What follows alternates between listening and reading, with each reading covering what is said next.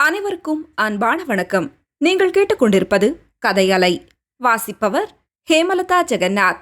அமரர் கல்கி எழுதிய சிவகாமியின் சபதம், பாகம் 4, அத்தியாயம் 6, ஏகாம்பரர் சந்நிதி. பரதகண்டமெங்கும் புகழ் பரவியிருந்த காஞ்சி ஏகாம்பரேஸ்வரர் கோவிலில் உச்சிகால பூஜை நடந்து கொண்டிருந்தது. அதற்கு அறிகுறியான ஆலாசியமணியின் ஓங்கார நாதமும் பேரிகை முழக்கமும் கேட்டுக்கொண்டிருந்தன. கோவிலுக்கு வெளியே கோபுர வாசலிலும் சந்நிதி வீதியிலும் கணக்கற்ற ஜனங்கள் நெருங்கி மொய்த்து கொண்டிருந்தார்கள். பல்லவ சக்கரவர்த்தி பரிவார சகிதமாக ஆலயத்துக்கு வந்திருந்ததுதான் அவ்விதம் ஜனக்கூட்டம் திரண்டிருந்ததற்கு காரணமாகும். ஆலயத்துக்குள்ளே ஏகாம்பரநாதரின் சந்நிதி என்றுமில்லாத சோபையுடன் அன்று விளங்கிற்று. வெள்ளி குத்துவிளக்குகளில் ஏற்றியிருந்த பல தீபங்களின் ஒளியில் சந்நிதியில் நின்ற ராஜவம்சத்தினரின் மணிமகுடங்களும் ஆபரணங்களும் ஜாஜ்வல்யமாய் சுடர்விட்டு பிரகாசித்தன. சந்நிதியில் ஒரு பக்கத்தில் ராஜகுலத்து ஆளவர்களும் மற்றொரு பக்கத்தில் அந்தப்புரத்து மாதர்களும் நின்றார்கள். அவர்கள் யார் யார் என்பதை சற்று கவனிப்போம். எல்லாருக்கும் முதன்மையாக பல்லவ சாம்ராஜ்யத்தின் சக்கரவர்த்தி மாமல்ல நரசிம்மர் 600 வருஷமாக அவருடைய மூதாதையர் அணிந்த கிரீடத்தை தம் சிரசில் அணிந்து கம்பீரமாக நின்றார். கரங்களை கூப்பி இறைவனை இறைஞ்சி வழிபட்டு கொண்டிருந்த நிலையிலும் அவருடைய தோற்றத்திலே பரம்பரையான ராஜகுலத்தின் பெருமிதம் காணப்பட்டது. அவருக்கு இருபுறத்திலும் இலங்கை இளவரசர் மானவன்மரும் சேனாதிபதி பரஞ்சோதியும் நின்றார்கள். பரஞ்சோதிக்கு அடுத்தாற்போல பல்லவ வம்சத்தின் மற்றொரு பிரிவை சேர்ந்தவனும் வேங்கி நாட்டை மீண்டும் புலிகேசிக்கு பறிகொடுத்துவிட்டு காஞ்சியில் வந்து அடைக்கலம் புகுந்தவனுமான அச்சுதவர்மன் அடக்க ஒடுக்கத்துடன் நின்றான். அவனுக்கு பின்னால் கொடும்பாளூர் சோழ வம்சத்தை சேர்ந்த செம்பியன் வளவனும் அச்சுத விக்ராந்தனுடைய சந்நிதியில் தோன்றிய உண்மையான வஜ்ரபாகுவும் நின்றார்கள். இன்னும் பின்னால் பல்லவ சாம்ராஜ்யத்து பிரதம மந்திரி சாரங்க தேவபட்டர், முதலமைச்சர் ரணதீர பல்லவராயர், மற்ற மந்திரி மண்டலத்தார், கோட்டத் தலைவர்கள் முதலியோர் ஒருவரையொருவர் நெருங்கி அடித்துக் கொண்டு நின்றார்கள். நல்லது, எதிர்பக்கத்தில் நிற்கும் பெண்மணிகளை இனி பார்க்கலாம். முதற் பார்வைக்கு அந்த பெண்மணிகள் எல்லாரும் சௌந்தரிய தேவதையின் பலவித வடிவங்களாகவே தோன்றுகிறார்கள். சிறிது நிதானித்து பார்த்துதான் அவர்களில் யார் இன்னவர் என்று தெரிந்து கொள்ள வேண்டியிருக்கிறது. முதலில் காலம் சென்ற மகேந்திர சக்கரவர்த்தியின் பட்ட மகிழ்ச்சி புவன மகாதேவி சாந்தமும் பக்தியுமே உருக்கொண்டார் போன்ற தெய்வ தோற்றத்துடன் நின்றார். அவருக்கு அருகில் மாமல்ல சக்கரவர்த்தியின் தர்மபத்தினியும் பாண்டியராஜன் திருக்குமாரியுமான வானமாதேவி நின்றாள். சக்கரவர்த்தினியோடு இணைந்து நின்று இளவரசி குந்தவி தேவி தன் கரிய விழிகளினால் குறுகுறுவென்று அங்கும் இங்கும் பார்த்து கொண்டிருந்தாள். வானமாதேவிக்கு அருகில் பக்தியும் தூய்மையும் சௌந்தரியமுமே உருக்கொண்டவள் போல் நின்ற மற்றொரு பெண் தெய்வத்தை சிறிது கவனமாக பார்த்து கொள்ளுங்கள். சுமார் 18 பிராயமுடைய இந்த இளம் மங்கைதான் சோழ வம்சத்தின் கொடும்பாளூர் கிளையை சேர்ந்தவனான செம்பியன் வளவனுடைய திருப்புதல்வியான மங்கையர்க்கரசி. பிற்காலத்தில் பாண்டியன் நெடுமாறனின் தேவியாகி ஞான சம்பந்தரை மதுரைக்கு தருவித்து சிவனடியார் கூட்டத்தில் என்றும் அழியாத புகழ் பெறப்போகிறவர். இன்னும் பல அந்தப்புர மாதரும் அங்கே இருந்தார்கள். அவர்களையெல்லாம் பற்றி நாம் தனித்தனியாக தெரிந்து கொள்வது அவசியமில்லையாதலால் மேலே செல்வோம். டன் டான் டன் டான் என்று ஆலாசியமணி அவசர அவசரமாக அடித்தது. தம் தாம் தம் தாம் என்று பேரிகை பரபரப்புடன் முழங்கிற்று. சங்கங்கள், எக்காளங்கள், மேளங்கள், தாளங்கள் எல்லாமாக சேர்த்து சப்தித்து ஆலயத்தின் விசாலமான மண்டபங்களில் நாலாபுரமும் கிளம்பிய எதிரொலியுடன் சேர்ந்து மோதிய போது நாதக்கடல் பொங்கி வந்து அந்த கோவிலையே மூழ்கடித்தது போன்ற உணர்ச்சி அனைவருக்கும் உண்டாயிற்று. ஏகாம்பரேஸ்வரருக்கு தீபாராதனை நடந்ததை முன்னிட்டு இவ்வளவு ஆரவார ஒலிகளும் எழுந்தன.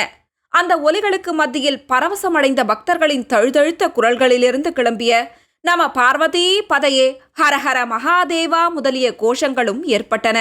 தீபாராதனை சமயத்தில் பலர் பக்தியுடன் கைகூப்பி நின்றனர். பலர் கன்னத்தில் அடித்துக் கொண்டனர். இளவரசன் மகேந்திரனும் இளவரசி குந்தவியும் மற்றவர்களை பார்த்துவிட்டு சடசடவென்று தங்கள் கன்னத்தில் போட்டுக்கொண்டது வெகு வேடிக்கையாய் இருந்தது. தீபாராதனை முடிந்ததும் குமார சிவாச்சாரியார் கையில் விபூதி பிரசாதத்துடன் கர்ப்ப கிரகத்துக்குள்ளிருந்து வெளியே வந்தார்.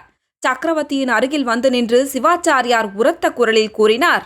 காலனை காலால் உதைத்தவரும், சிரித்து புறமெரித்தவரும், கஜமுகாசுரனை கிழித்து அவன் தோலை உடுத்தவரும், நெற்றிக் கண்ணில் நெருப்பை உடையவருமான திருப்புராந்தகரின் அருளால் பல்லவேந்திரருக்கு பூரண வெற்றி உண்டாகட்டும். புலிகேசியை வதம் செய்து வாதாபியை அழித்து வெற்றி வீரராய் திரும்புக. ஜய விஜயீ பவ. இவ்விதம் சிவாச்சாரியார் சொல்லி விபூதி பிரசாதத்தை சக்கரவர்த்தியின் கையில் கொடுத்தார். அதை மாமல்லர் பக்தியுடன் பெற்று நெற்றியிலே தரித்தபோது உள்ளே சிவலிங்கத்துக்கு அருகில் எரிந்து கொண்டிருந்த தீபம் திடீரென்று சுடர்விட்டு எரிந்து அதிக ஒளியுடன் பிரகாசித்தது. அப்படி எரிந்த தீப்பிழம்பிலிருந்து ஒரு சுடர் சடசடவென்ற சப்தத்துடன் கீழே விழுந்தது. சில வினாடி நேரம் பிரகாசமான ஒளி வீசிவிட்டு மங்கி அணைந்தது. இந்த சம்பவமானது சக்கரவர்த்தி எந்த நோக்கத்துடன் கிளம்புகிறாரோ அந்த நோக்கம் நன்கு நிறைவேறும் என்பதற்கு ஒரு நன்னிமித்தம் என்ற எண்ணம் அங்கே கூடியிருந்த எல்லாருடைய மனத்திலும் ஏக காலத்தில் தோன்றவே, ஜய விஜயீ பவ, ஹரஹர மகாதேவா என்ற கோஷங்கள் கிளம்பி கர்ப்பகிரகம், அர்த்த மண்டபம், மகாமண்டபம் எல்லாம் அதிரச் செய்தன.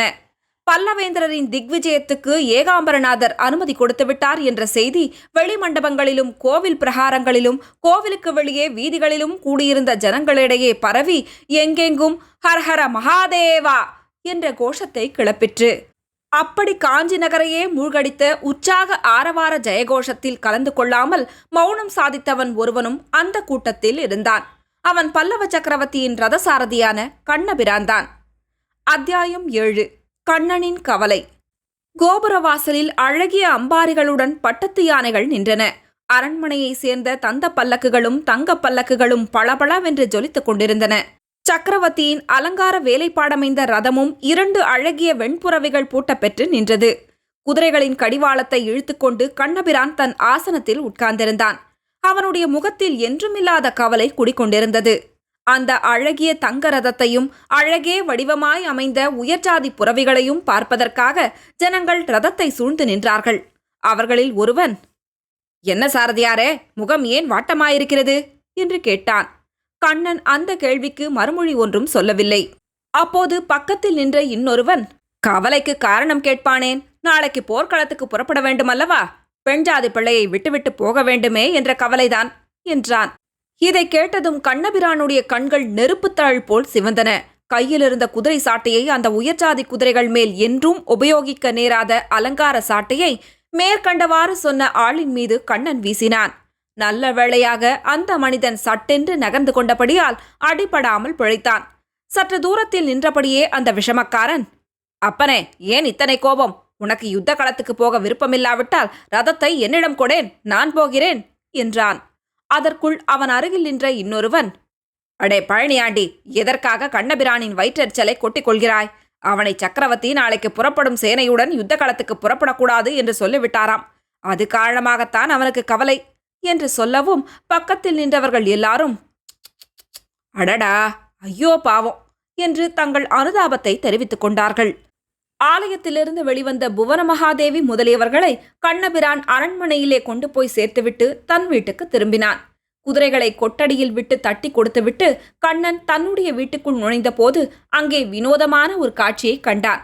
கண்ணனுடைய மகன் 10 வயது சிறுவன் கையில் ஒரு நீண்ட பட்டாக்கத்தியை வைத்துக்கொண்டு அப்படியும் இப்படியும் சுழற்றிக் கொண்டிருந்தான். அவ்விதம் அவன் கத்தியை சுழற்றிய போது ஒவ்வொரு சமயம் அவனுடைய முகமானது ஒவ்வொரு தோற்றத்தை காட்டியது.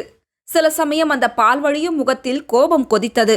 சில சமயம் அந்த முகம் நெருக்கடியில் சிக்கி கஷ்டப்படுவதை காட்டியது. சில சமயம் எதிரியை வெட்டி வீழ்த்தியதனால் ஏற்பட்ட குதூகலத்தை அந்த முகம் உணர்த்தியது. இவ்விதம் அந்த சிறுவன் கத்தியை சுழற்றி யுத்த விளையாட்டு விளையாடுவதை சற்று தூரத்தில் உட்கார்ந்திருந்த கமலி வெகு உற்சாகத்துடன் பார்த்து கொண்டிருந்தாள். அவளுக்கு தெரியாதபடி சப்தமின்றி வீட்டுக்குள்ளே வந்த கண்ணபிரான் மேற்படி காட்சியை பார்த்ததும் முதலில் அவனுடைய முகத்தில் சந்தோஷ புன்னகை உண்டாயிற்று.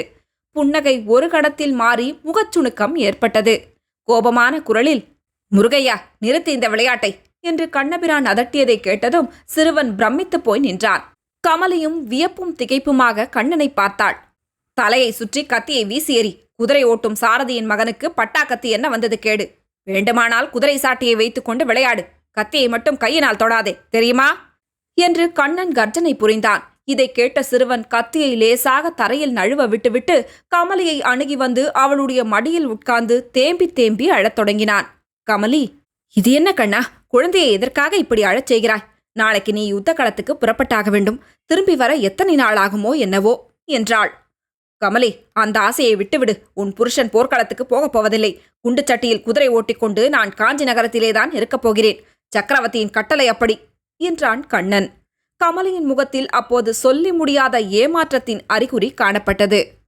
இது ஏன் கண்ணா? சக்கரவர்த்தி எதற்காக உன்னை இப்படி வஞ்சனை செய்தார்? கால் ஒடிந்த ஆயன சிற்பியை கூட போர்க்களத்துக்கு அழைத்துப் போகிறாராமே என்று கேட்டாள். ராமர் வானர சைன்யத்தோடு இலங்கைக்கு போனாரே, அப்போது அந்த இலங்கை தீவை சமுத்திரத்தில் அமிழ்த்துவிட்டு வந்திருக்க கூடாதா என்றான் கண்ணபிரான். என்ன இப்படி புதிர் போடுகிறாய்? ராமர் இலங்கையை சமுத்திரத்தில் அமிழ்த்தாததற்கும் நீ போருக்கு போகாததற்கும் என்ன சம்பந்தம் என்றாள் கமலி. சம்பந்தம் இருக்கிறது. இலங்கை அப்போது சமுத்திரத்தில் மூழ்கியிருந்தால் அந்த ஊர் இளவரசர் இப்போது இங்கே வந்திருக்க மாட்டார் அல்லவா? அவருக்கு ரதம் ஓட்டுவதற்காக நான் இங்கே இருக்க வேண்டுமாம், சக்கரவர்த்தியின் கட்டளை. ஆஹா, அப்படியானால் மானவர்மரும் யுத்தத்துக்கு போகப் போவதில்லையா? நமது சக்கரவர்த்தியும் அவரும் சிநேகிதம் என்று சொல்கிறார்களே. பிராண சிநேகிதன்தான். அதனாலேதான் இந்த தொல்லை நேர்ந்தது. மானவன்மர் போர்க்களத்துக்கு வந்து அவருடைய உயிருக்கு அபாயம் நேர்ந்துவிட்டால் இலங்கையின் ராஜவம்சம் நசித்து போய்விடுமாம். மானவர்மருக்கு இன்னும் சந்ததி ஏற்படவில்லையாம். ஆகையால் இலங்கை இளவரசர் போருக்கு வரக்கூடாதென்று சக்கரவர்த்தியின் கட்டளை. அவருக்காக என்னையும் நிறுத்திவிட்டார். இதுதானே காரணம்? அப்படியானால் நீ கவலைப்பட வேண்டாம் கண்ணா. கூடிய சீக்கிரத்தில் இலங்கை இளவரசரும் நீயும் போருக்கு புறப்படலாம் என்றாள் கமலி. அது என்னமாய் சொல்லுகிறாய் என்று கண்ணபிரான் சந்தேக குரலில் கேட்டான். காரணத்தோடுதான் சொல்லுகிறேன். இலங்கை ராணிக்கு சீக்கிரத்தில் குழந்தை பிறக்கப் போகிறது. ஓஹோ, இலங்கை இளவரசிக்கு உடம்பு சௌக்கியமில்லை என்று சொன்னதெல்லாம் இதுதானா? ஏகாம்பரேஸ்வரா, இலங்கை இளவரசிக்கு பிறக்கும் குழந்தை ஆண் குழந்தையாய் பிறக்கட்டும் என்று கண்ணன் ஏகாம்பரர் ஆலயம் இருந்த திக்கு நோக்கி கைகூப்பி வணங்கினான். தொடரும். கதைகளை உங்களுக்கு பிடிச்சிருந்ததுன்னா உங்க நண்பர்களோடும் உறவினர்களோடும் பகிர்ந்துக்கோங்க.